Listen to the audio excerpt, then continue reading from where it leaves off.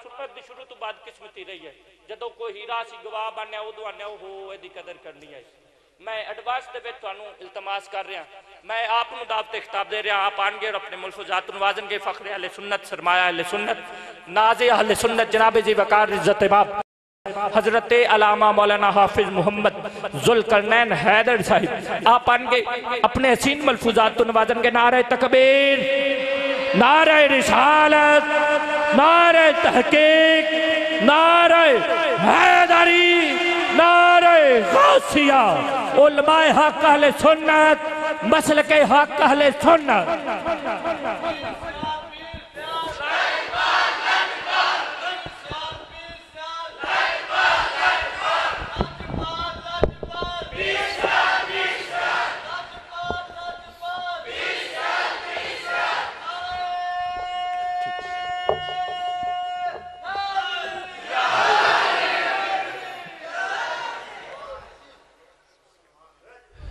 बिस्मिल्लाहिर्रहमानिर्रहीम। क़ाल अल्लाहु तबारक व तआला फ़िल कलामिल मजीद सुब्हानल्लज़ी यस्रा बिअब्दिही लैलन मिनल मस्जिदिल हरामी इलल मस्जिदिल अक़सा अल्लज़ी बारकना हौलहु लिनुरियहु मिन आयातिना व फ़ी मक़ामिन आख़र इन्नल्लाह व मलाइकतहु युसल्लूना अलन नबी या अय्युहल्लज़ीना आमनू सल्लू अलैहि व सल्लिमू तस्लीमा। मेरे साथ मिल के पढ़िए अस्सलातु वस्सलाम।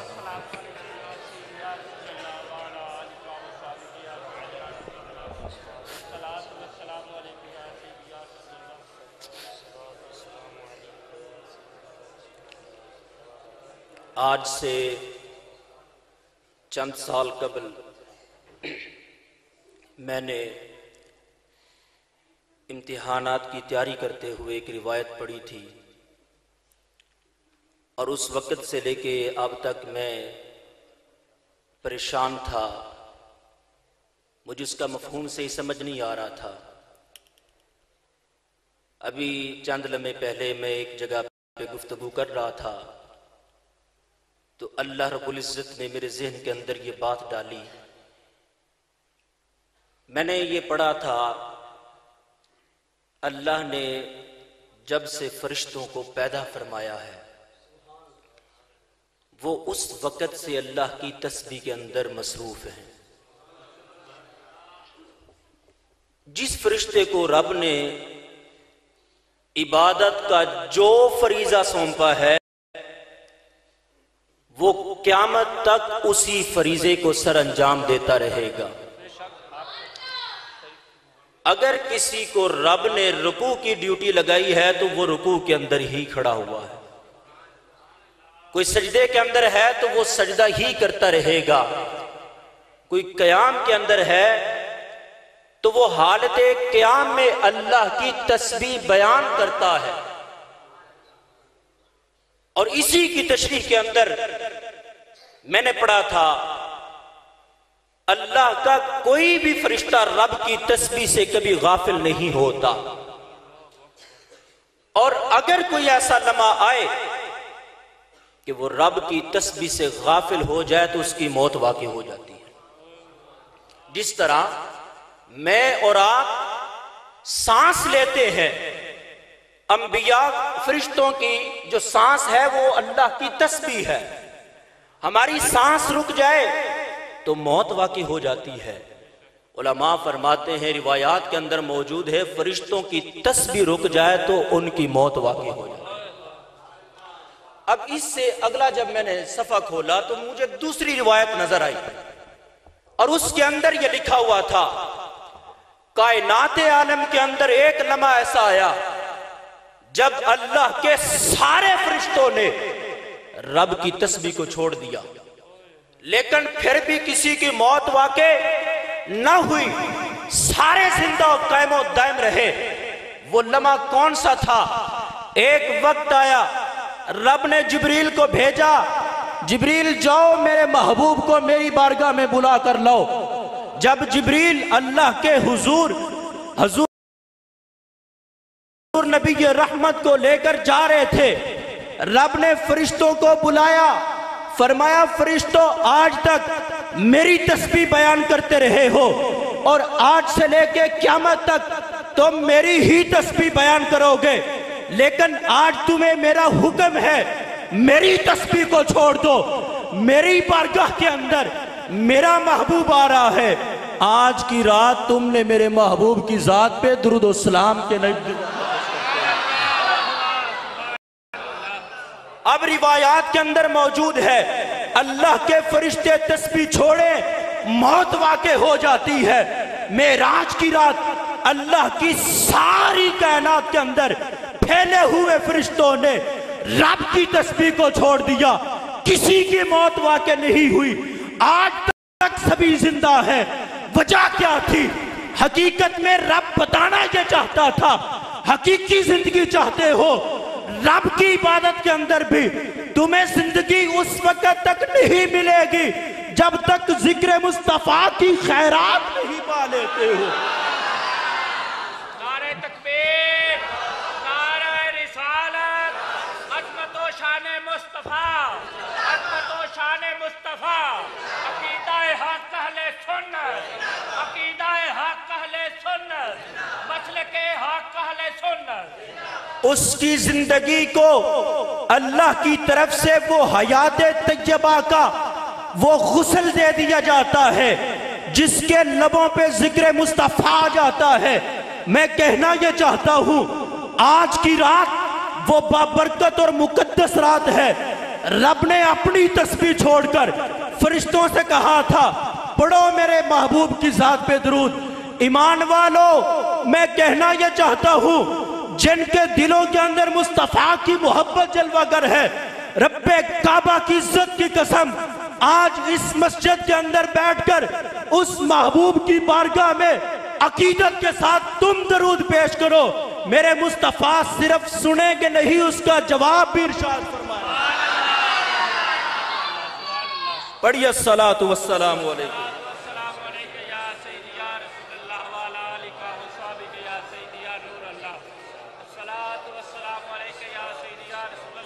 जब से महफिल पाक का आगाज हुआ है आपने तिलावत कलाम मजीद सुनी, सनाखाना ने मुस्तफ़ा ने बड़े हसीन अंदाज में अपनी हाजिरी पेश की।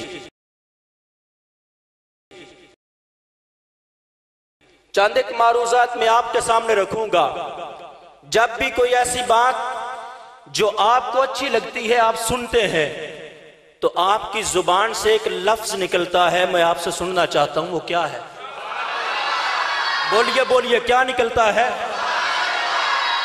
ये मेरी और आपकी जुबान पर सुबहान अल्लाह का जो तराना गूंज रहा है, इसकी वजह यह है जब भी मुस्तफा की अजमत को बयान किया जाता है, जब भी रसूलुल्लाह की इज्जत की बात होती है, जब भी रसूल करीम अलैहिस्सलातु वस्सलाम की शान रिफत का जिक्र होता है, विजदान के अंदर आकर हमारी जुबान से जो कलमा निकलता है यह सिर्फ मेरा और आपका जज्बा और जज्बात और अकीदा नहीं है, बल्कि ये रब की वो सुन्नत है। जब रब ने अपने नबी को मोअज़्ज़ा मेराज अता किया, अल्लाह ने फरमाया कायनात वालों, मैंने आदम से लेकर ईसा अलैहिस्सलातु वस्सलाम तक हर नबी को वक्री वक्री शान अता फरमाई है, लेकिन सबसे ज्यादा मुस्तफा को अजमत अता फरमाई है।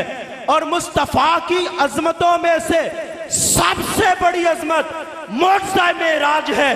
उसी को बयान करते हुए मेरे रब ने फरमाया सुबहान अल्लाह, सुबहान अल्लज़ी अस्रा बिअब्दिही लैलम मिनल मस्जिदिल हरामी इलल मस्जिदिल अक़सा।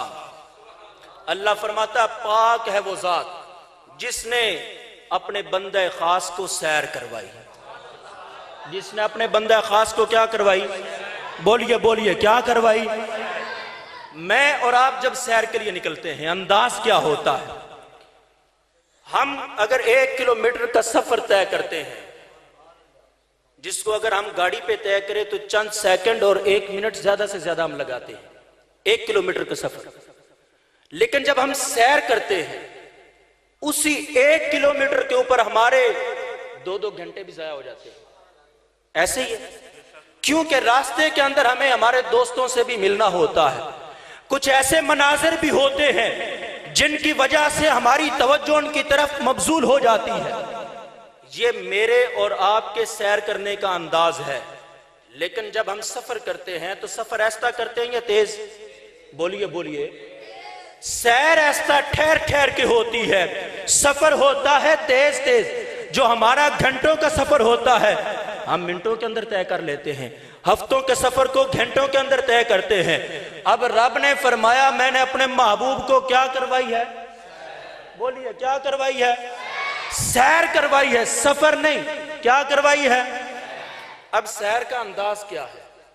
मेरे महबूब मस्जिद हराम से निकलते हैं मस्जिद अक्सा तक, पहले आसमान से 7वें आसमान से होते हुए अर्शे उला से सिदरतुल मुंतहा से होते हुए लामकान से होते हुए अपने खुदा के पास जाते हैं, वापस तशरीफ लाते हैं। कितनी तेजी के अंदर जिस कुंडी को खोल के गए थे वो उसी तरह हरकत करती हुई नजर आती है। मेरे महबूब ने सफर नहीं किया, क्या की है? सैर की है। रब ने इस वजह से लफ्ज़ असरा बयान किया ताकि उम्मत को पता चल जाए और मेरे मुस्तफ़ा की गमगीन और परेशान उम्मत, जिस महबूब की सैर इतनी तेज होती है परेशानी के आलम के अंदर, उससे इल्तिजा करके देखना, मुझे अपनी इज्जत और जलाल की कसम, फिर तुम्हारी हाजत रवाई के लिए मेरा मुस्तफ़ा सैर नहीं सफर करते हुए तशरीफ लेकर आएगा।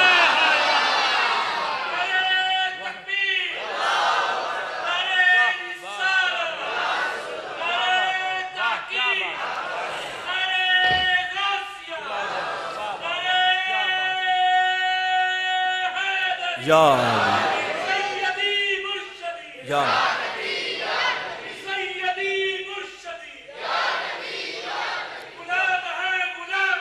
रसूल के रसूल के मौत भी कबूल, मौत भी हयात है। रसूल करीम सल्लल्लाहु अलैहि वसल्लम को रब ने ये जो सैर करवाई है, मेरे और आपकी सबसे बड़ी फजीलत यह है कि अल्लाह ने हमें बंदा बनाकर इस कायनात के अंदर भेजा। हम बंदे हैं रब के, हम क्या हैं? लेकिन बंदों के अंदर जब औसाफ बढ़ते हैं, कोई मुत्तकी बन जाता है, फिर हम उसको सिर्फ बंदा नहीं कहते बल्कि क्या कहते हैं? अल्लाह का बंदा कहते हैं, मुत्तकी कहते हैं। कोई आलमे दीन बन जाता है, हम उसको बंदा नहीं कहते, हम उसको कहते हैं ये आलमे दीन है। कोई मुफ्ती बन जाता है, हम उसको बंदा नहीं बयान करते, हम कहते हैं ये आलमे दीन है, ये मुफ्ती है, ये कारी साहिब हैं। जैसे जैसे वो तरक्की की मनाजिल तय करता रहता है, उसके अलकाबात के अंदर इजाफा होता रहता है। अब सबसे बड़ी फजीलत बंदों के अंदर, बल्कि अल्लाह की पूरी मखलूक के अंदर, वो ये है कि जब किसी को अल्लाह नबुव्वत अता फरमाता है, वो सारी कायनात से आला अफजल हो जाता है। रब का रसूल, रब का नबी पूरी कायनात से अफजलो आला होता है। अब आया मुकद्दसा के अंदर रब का अंदाज देखिए। अल्लाह ने फरमाया मैंने अपने बंदा खास को सैर करवाई। किसको सैर करवाई? किसको? ये खास वाला लफ्ज भी हम जो मुफस्सिरीन साथ लगा लेते हैं ताकि हमारा ज़हन हजूर की तरफ मुंतकिल हो जाए। खास का लफ्ज ये तफसीर है, तर्जमा नहीं। तर्जमा है मैंने अपने बंदे को सैर करवाई। किसको? बंदा होना ज्यादा फजीलत है या नबी होना ज्यादा फजीलत है? नबी होना ज्यादा अजमत वाली बात है, रसूल होना ज्यादा अजमत वाली बात है। रब ने यह नहीं फरमाया मैंने अपने नबी को सैर करवाई, मैंने अपने हबीब को सैर करवाई, मैंने अपने रसूल को सैर करवाई। वजह क्या थी? अल्लाह रब्बुल इज्जत ने अपने महबूब की बारी के ऊपर लफ्ज़े बंदा क्यों इस्तेमाल किया?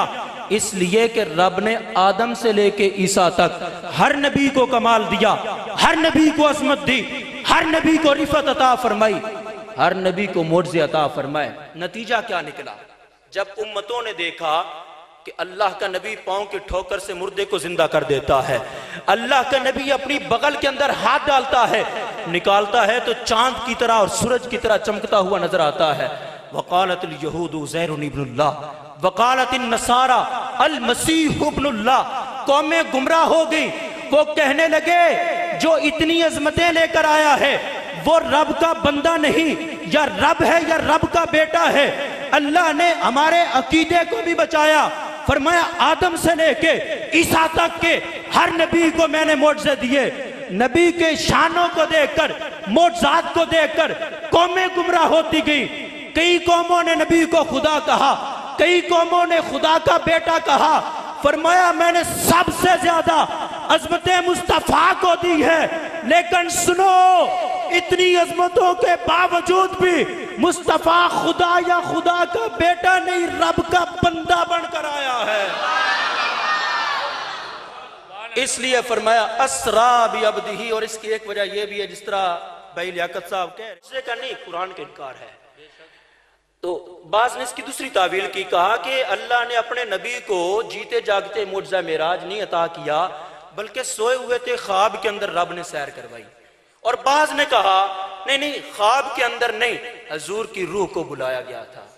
अब इस आया को देखिए, अल्लाह ने लफ्ज़ नबी नहीं बोला, लफ्ज़ रसूल नहीं बोला, लफ्ज़ हबीब नहीं बोला। क्यों? उसके अंदर ये तावील हो सकती थी। अपने नबी को सैर करवाने का मतलब नबी की रूह को सैर करवाई, नबी को सैर करवाने का मतलब अपने हबीब को ख्वाब के अंदर सैर करवाई।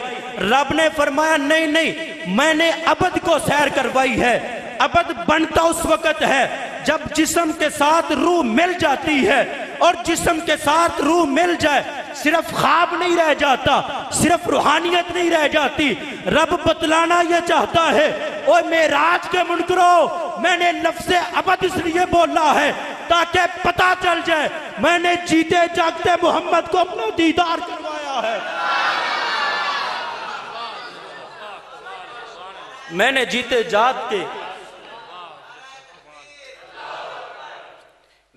जागते मुस्तफ़ा को अपना दीदार करवाया। मुख्तसरन मैं अर्ज करूं, रब फरमाता है मैंने मस्जिद हराम से मस्जिद अक्सा तक की सैर करवाई। अब इसके अंदर जो हुजूर की अजमत है बुनियादी तौर पे और इम्तियाजी और जुदा गाना शान है, वो मस्जिद हराम से मस्जिद अक्सा तक का सफर नहीं, इसलिए कि मस्जिद हराम से मस्जिद अक्सा तक का सफर आज के दौर के अंदर भी और उस वक्त भी बहुत सारे लोगों ने कर रखा था। हुजूर की जो बुनियादी और जुदा गाना अजमत इसके अंदर है, वो आसमानों की तरफ सफर है, वो अर्शे उला की तरफ सफर है, वो अपने खुदा की तरफ सफर है। लेकिन रब ने उसको बयान नहीं किया। अल्लाह फरमाता है मैंने मस्जिद हराम से कहां तक की सैर करवाई है। क्यों? अगर मैं कहूं कि यहां से इस्लामाबाद जाते हुए रास्ते के अंदर इतने टूल प्लाजे आते हैं, इतनी आराम गाहें आती हैं, फलां फलां मुकाम पे फलां फलां निशानियां आती हैं, तो जिस बंदे ने देखा हुआ वो कहेगा सच कह रहा है, और जिसने नहीं देखा वो क्या कहेगा पता नहीं झूठ बोल रहा है। हकीकत है भी कि नहीं है। अब रब ने फरमाया महबूब मुअज्जा मेराज बयान करने से पहले अपना जमीन का सफर बयान करो, ताकि मक्का के ताजिर जिन्होंने मस्जिद हराम से मस्जिद अक्सा तक का सफर कर रखा है वो आकर पूछे बताओ रास्ते के अंदर निशानियां क्या है, एक एक करके बता देना, उनको मालूम होगा। आज से पहले मुस्तफा ने मस्जिद हराम से मस्जिद अक्सा तक का सफर नहीं किया। अगर निशानियां सच्ची हैं तो फिर यह दावा भी सच्चा है कि रब ने उन्हें अपना दीदार करवाया। इसकी एक वजह यह भी हो सकती है, एक वजह यह भी हो सकती है, इस मस्जिद के अंदर किबला हाजी साहब इमामत और खिताबत के फराइज़ सर अंजाम दे रहे हैं। हजरत अल्लामा मौलाना मोहम्मद अफजल सैफी साहब यहाँ तशरीफ लाए। अंदाज क्या होता है उलमा की मोहब्बत का, जब कोई आलिम दीन आता है तो उसके लिए मुसल्ला छोड़ दिया जाता है, और जो मुक्तदी होते हैं नमाजी होते हैं वो इस बात से आगाह हो जाते हैं जिनको हमने मुसल्ले पे खड़ा किया था बड़ी अजमतों का मालिक था, लेकिन जिसके लिए मुसल्ला छोड़ दिया गया है वो भी किसी से कम नहीं। मेरी बात समझ रहे आप? लेकिन ये फिका का जुजिया है। अगर किबला हाजी साहब किसी आलिम दीन को ना मुसल्ला दें, मिंबर खाली ना छोड़ें तो एतराज नहीं किया जा सकता। क्यों? मिंबर के वारिस है, मुसल्ले के वारिस है।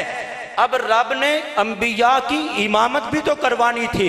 अगर मस्जिद हराम से आसमानों की तरफ उरूज होता, अंबिया की इमामत मस्जिद हराम में होती, मुस्तफ़ा मुसल्ले पे होती, कोई बदबख्त कह सकता था।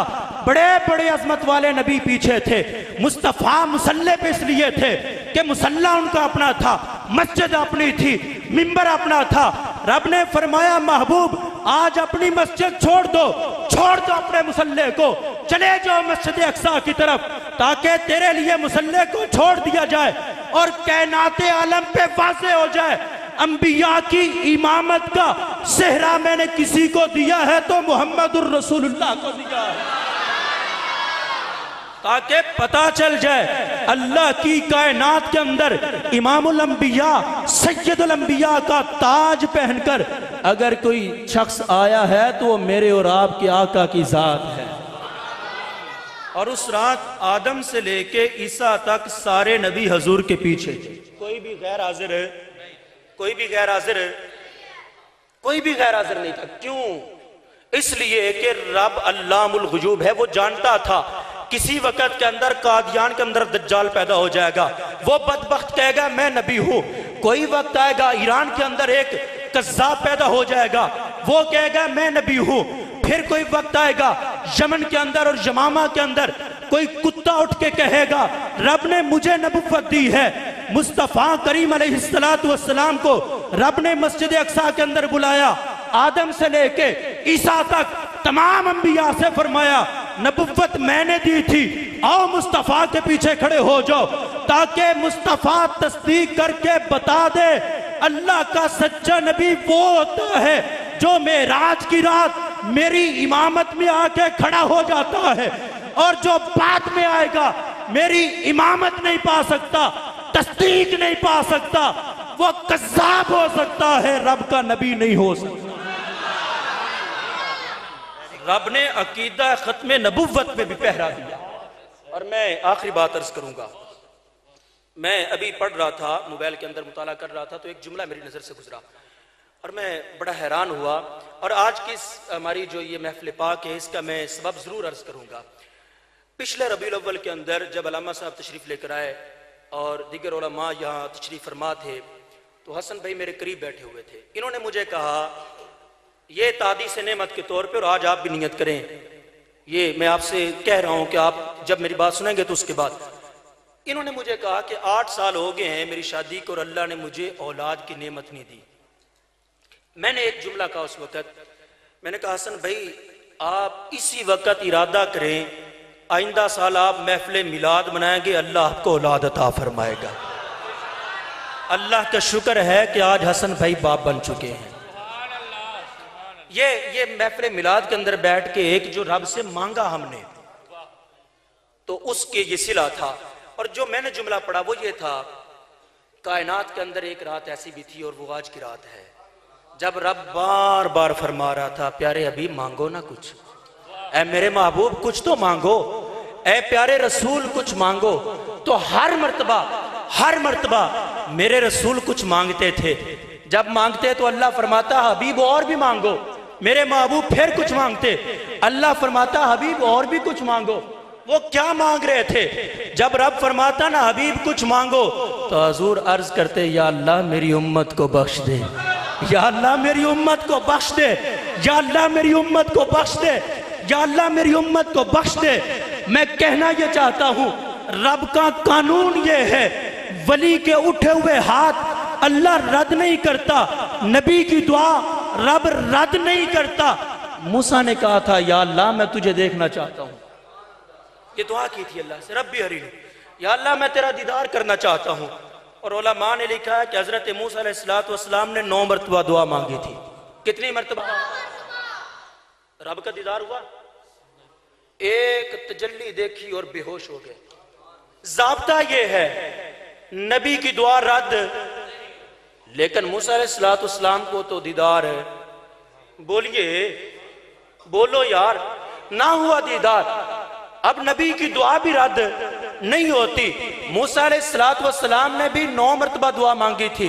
रब ने फरमाया आज छठे आसमान पे बैठ जाओ, मैं 50 दे के भेजूंगा।